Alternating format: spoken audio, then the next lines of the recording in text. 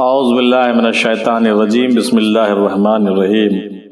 ایک روایت میں ہے کہ حضرت امام ابو بکر شبلی رحمۃ اللہ علیہ وزیر زادہ تھے، اپنے شہر میں فرمان روائی کرتے تھے۔ اسی شہر میں حضرت جنید بغدادی رحمۃ اللہ علیہ بھی رہتے تھے۔ ایک مدت کے بعد حضرت ابو بکر شبلی رحمۃ اللہ علیہ حضرت جنید بغدادی رحمۃ اللہ علیہ کے پاس آئے اور عرض کی کہ میں چاہتا ہوں کہ آپ سے منسلک یعنی بیعت ہو جاؤں۔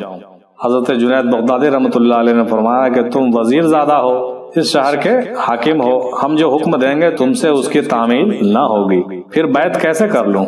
حضرت ابو بکر شبلی رحمۃ اللہ علیہ نے کہا جو حکم ہوگا اس کو بجا لاؤں گا۔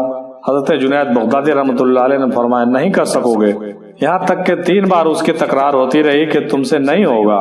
حضرت ابو بکر شبلی رحمۃ اللہ علیہ ہر بار قبول کرتے رہے کہ جو حکم ہوگا بجا لاؤں گا۔ بعد حضرت جنید بغدادی رحمۃ اللہ علیہ نے فرمایا کہ میرا کام سر منڈوانا اور گدڑی پہنانا ہے، یہ تم سے نہیں ہوگا۔ میرا کام کیا ہے؟ سر منڈوانا اور گدڑی پہنانا، یعنی سر منڈا لو اور گدڑی پہن لو، یہ تم سے نہیں ہوگا۔ حضرت ابو بکر شبلی رحمۃ اللہ علیہ نے عرض کی کہ جی ہاں، تعمیل ارشاد کروں گا حضور۔ پھر حضرت شبلی رحمۃ اللہ علیہ نے حاکمیت ترک کر دی۔ حضرت جنید بغدادی رحمۃ اللہ علیہ نے سر منڈوا دیا اور گدڑی پہننے کا حکم دیا۔ پھر آپ نے فرمایا کہ ایک جھولی ہاتھ میں لیجئے اور جہاں جہاں حاکم رہے ہیں، جس مقام کے لوگ آپ کو بڑا آدمی جانتے ہیں اور قدر کرتے ہیں، وہاں جائیے اور گداگری کیجئے۔ اس کے بعد حضرت ابو بکر شبلی رحمۃ اللہ علیہ نے ویسا ہی کیا، جھولی ہاتھ میں لے لی، گداگری شروع کر دی، بھیک مانگنے لگے۔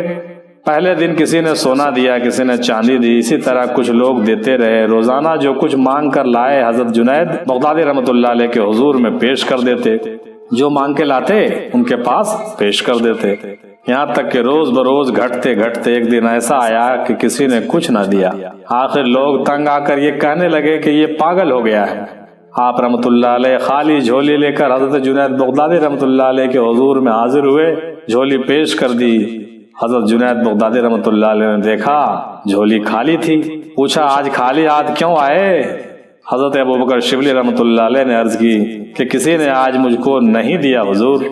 اس طرح 12 برس گزر جانے کے بعد حضرت جنید بغدادی رحمۃ اللہ علیہ نے فرمایا یہاں تک میرا کام تھا، ہم نے اپنا کام کر دیا، اب آگے اللہ تعالیٰ کی مرضی۔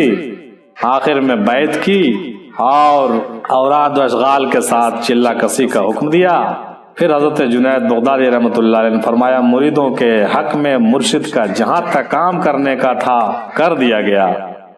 معدن المانی صفحہ نمبر 193 194۔